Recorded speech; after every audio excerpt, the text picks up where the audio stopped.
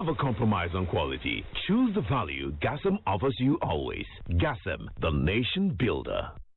Secure verification of identity and proof of citizenship.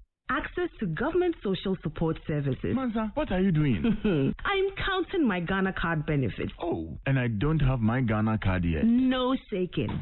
The NIA will be undertaking a nationwide mop-up exercise for all qualified Ghanaians who are yet to register for the new Ghana card. Yes, from June 2020, every single eligible Ghanaian who has not yet registered for the new Ghana card will have the chance to do so. All necessary COVID-19 safety precautions for all registrants and NIA officials will be observed. Watch out for registration details in the media and the national identification team in your community. Remember, if you are not a Ghanaian and are younger than 15 years of age, you cannot register. You will need a birth certificate or a valid Ghanaian passport to register. If you don't have either of these documents, one relative or two members of the community selected from a list of professionals and public servants who have registered and have received their Ghana card can vouch for you under oath. You will, however, need your digital address code. You will not be allowed to register without it.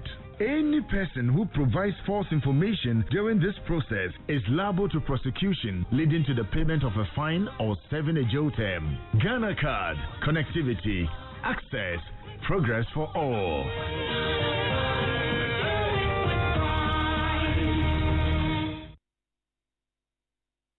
And it is amazing when your network cares about you so much that they do amazing things for you. You guessed it. I'm talking about the Vodafone Cash dropping all charges when you send money to all networks. Yes, you heard it right. It costs nothing. Absolutely nothing when you send money via Vodafone Cash to all networks. Just send any amount as many times as you want to any network and pay zero charges on the money sent. So go ahead, make payment, show your love, make contributions, send money. Or you want to via Vodafone Cash to all networks for free. Dial *110# to send cash for free. Ready. Now, the West Africa Examination Council says it has reported the cases of leakage of some of papers in the ongoing WASI to the Cyber Crime Unit of the Ghana Police Service. The core maths, social studies, and chemistry practical papers of the ongoing exams have all been leaked and making the rounds on social media. My colleague Enesmini joins me in the studio with a copy of this statement. We also know as part of the leakage, for the very first time, we have the identities of the examiners also leaked as well. Why has a position on this? There's a paper making the rounds on social media. It's a list of examiners. WIC is saying that this list in circulation is a yet to be finalized version of the list of examiners. Therefore, it goes on to apologize unreservedly to all the examiners whose contact details were inadvertently circulated in the public domain, and the council wishes to reiterate its commitment to safeguarding the integrity and credibility of its examinations and certificates respectively. And then secondly, Evans, they also talk about some rogue websites that are in full force with several versions of fake questions being circulated on social media. So they're saying that even though the number of questions on social media being circulated, not all of it are indeed questions from the West African Examination Council. Some of these questions are from fake websites and are not in any way linked to WIC. However, it's admitted that some of the papers have been leaked. Okay, Manis, thank you very much. We hear also from the Executive Director of the Africa Education Watch, Kofi Asare, who is calling for the establishment of a regulatory agency that will supervise, direct and sanction examination bodies in the country. His call follows complaint by some Ghanaians and parents about the consistent leakage of papers over the years. He also wants Parliament's Education Committee to probe the recent leakage. The minority in Parliament is also calling on the West Africa Examination Council to act swiftly in cancelling the leaked papers. I want to bring in Chairman of the Education Committee in Parliament, Mr. William Kwetu, who joins us on the telephone line right now. Mr. Kwetu, there's a call for your committee to set up a committee to look into these leakages. Is this something that your committee will do? I wish we could. Anyway, good evening to your listeners. I wish we could, but unfortunately, you see, Parliament is on recess, and calling members to a meeting when Parliament is on recess requires that you're going to pay TNT to members of the meeting. So if if we are to do this, I mean that I have to go through the Speaker of Parliament, who will sanction it and therefore sanction the payment of TNT to members. I mean, you don't consider this serious enough to warrant you going all the way to get that done and sorted so your members can come in and look at it? But you see, if some job is to be done by Parliament, usually, I think here, work in general is not answerable to us. It is the minister, okay, the minister in charge of education, who is, or the minister responsible for education, who, as it were, would have come to answer questions with her, to the committee. But he could come along with the, let me say, the CEO of WIC or the chairman of WIC for Ghana. And so I've had a message on my phone from that West African something that you just mentioned, saying that they have dropped a petition to me. Unfortunately, I'm just driving from Ada to Accra now. Since last week Saturday, we have been in Ada considering some bills, okay? And I had his message, WhatsApp message, that he's dropped a petition to me. It is tomorrow that I'm going to drive to the office. I'm still in Accra, though. I'll drive to the office, go get the petition and look at it. And of course, maybe if I'm able to get hold of my ranking, we'll go to the leadership of Parliament if they are around, and we'll discuss and see if they will help us bring the WIC to meet.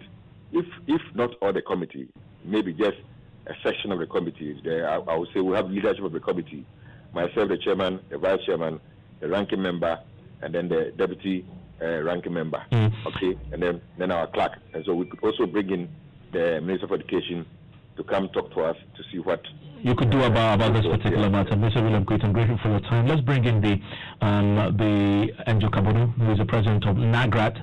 Mr. Kabono, I'm grateful that you could join me on Newsnight tonight. We've heard tonight that the list and identities of some of the examiners have been leaked. This certainly must be of concern to you. From what I understand, some of these examiners may be your members. Absolutely so. Absolutely so. And it's a very worrying and disappointing development and a scale-up of the malfeasance that bedeviled our examinations in those countries. First, it is leakage of questions, the placing of false questions on social media. That was disturbing the psyche and the preparation of our students. Some of them also leaked, as a matter of fact. Then this time, to our shock and surprise, names of examiners, some of whom even in schools are very discreet because of the type of job that they do, have now been put in the public domain.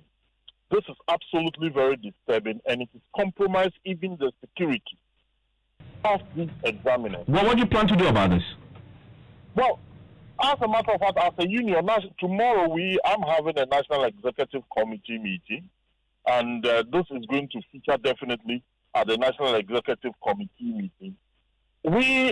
And on the top of my mind, I think that there should be a state investigation into this situation, and the culprits will have to be brought to book. I'm grateful. That is Mr. Angel Kabono. He is the president of NAGRAT there. So listen to News 90. Enjoy 99.7 FM.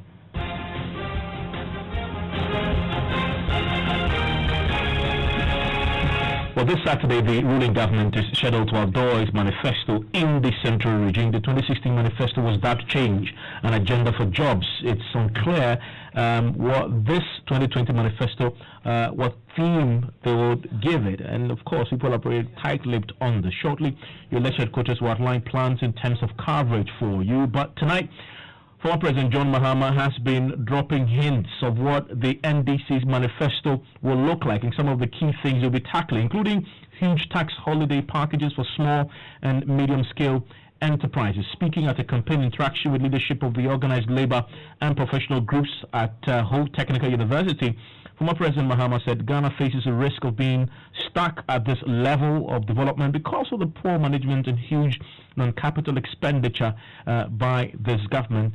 This, he says, is a major vulnerability as a nation. Effective 2021, small businesses will be exempted completely from corporate income tax. And that means all our small corner businesses, shops and others will be exempted from paying corporate income tax. Corporate income tax for medium-sized companies will be reduced from the current 25% to 15%. Newly established medium-sized companies that employ up to 20 staff will be completely exempt from payment of corporate income tax for 1 year. That 1 year will give them a breather to be able to consolidate the business before they start to pay tax.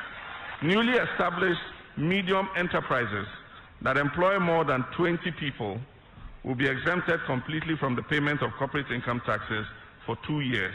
We will exempt commercial vehicles, industrial and agricultural machinery from import duties. The government from 2021 will exempt vehicles and all other equipment imported into the country for commercial, industry and agricultural purposes from payment of import duties.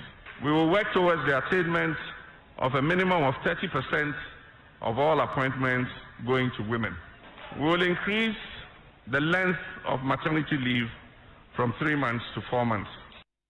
So that is former President John Mahama, the NDC flag bearer. From former President's tour, let's go now to the Western region and catch up with the fast-moving presidential entourage. Earlier, President Akufo-Addo was in Elembele and he charged the people to retire the incumbent member of parliament for the area, Emmanuel Amakofi-Boa, in the coming parliamentary elections. He said the parliamentary candidate for the MPP, Kwesi Bonzo, deserves to be given the nod in December.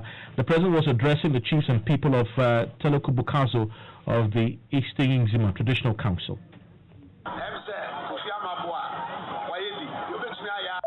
I think the incumbent MP, Amakofi-Boa, has served his time.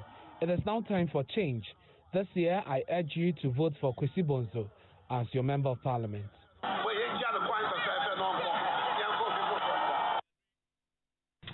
And that is former president. No, that is incumbent president speaking, of course, on his tour there in the Western region. My colleague George Yafe is joining me with the latest from the world of business. Hello, George.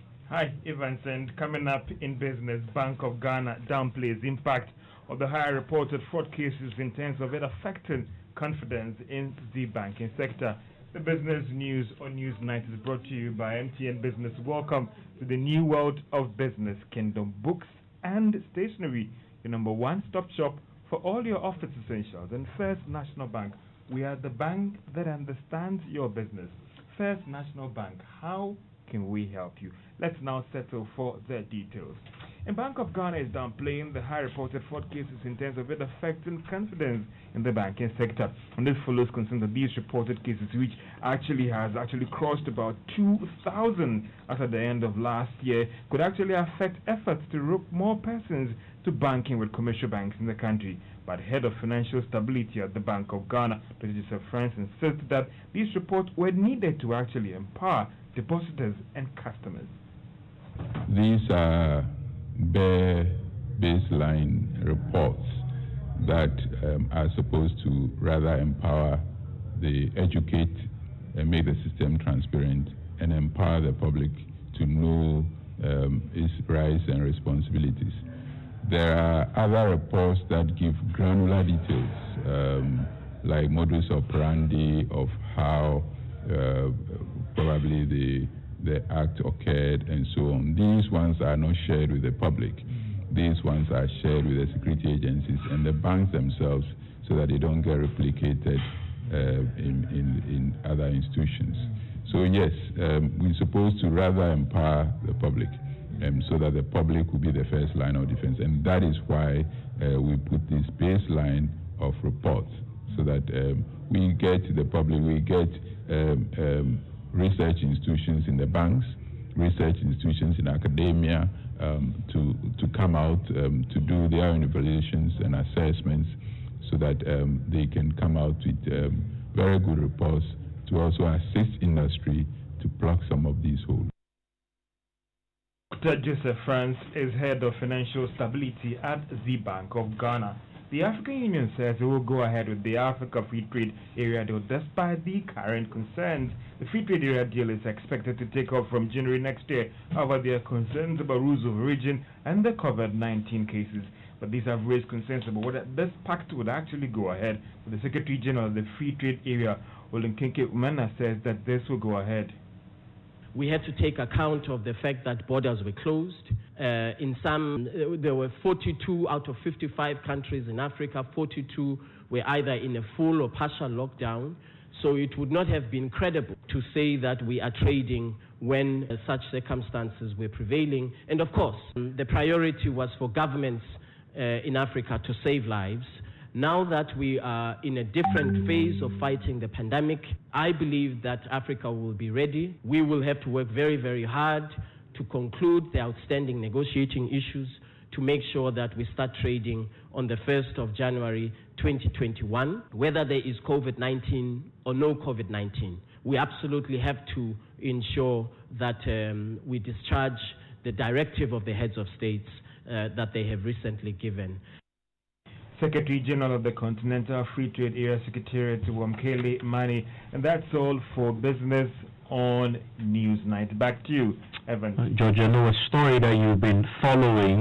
We're not hearing from the Nigerian authorities on this raging issue over retail trade and who has the right to do business in that particular enclave. We're hearing from the Nigerian Foreign Affairs Minister, Geoffrey Onyema, and he summoned the Ghana's High Commission to Nigeria as part of measures to resolve this trade war between the two countries. And of course, he made the disclosure during a meeting with the delegation of the League of Progressive Ambassadors of Nigeria. Now, Ministry of Trade and Industry Task Force, in the last few weeks, they've embarked on a crackdown of foreigners engaged in retail trade, insisting it is contrary to law. But the Foreign Affairs Minister for Nigeria announced that the Federal Trade Minister has been tasked to meet the Ghanaian government over the issue.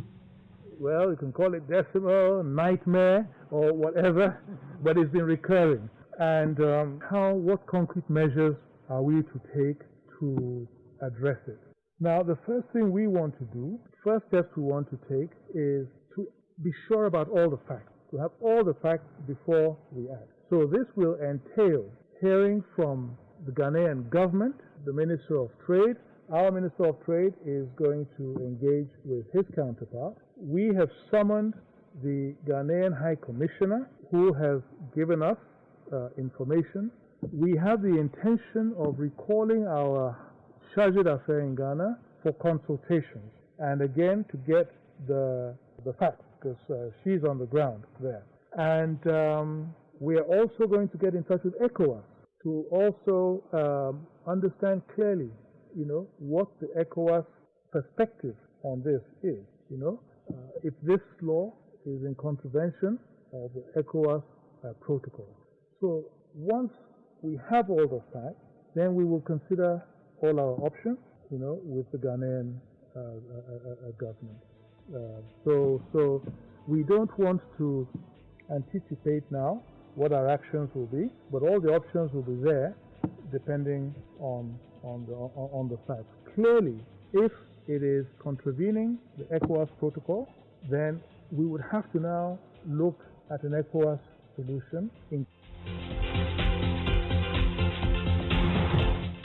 And that's the Nigerian Foreign Affairs Minister Geoffrey Onyema. And that's it for Newsnight tonight. And guess what? It's the all-important semi-final clash between Bayern Munich and Lyon. And if you know anything about Bayern Munich, they are hot favorites to win the Champions League. Why? Because they absolutely obliterated Barcelona in the last game.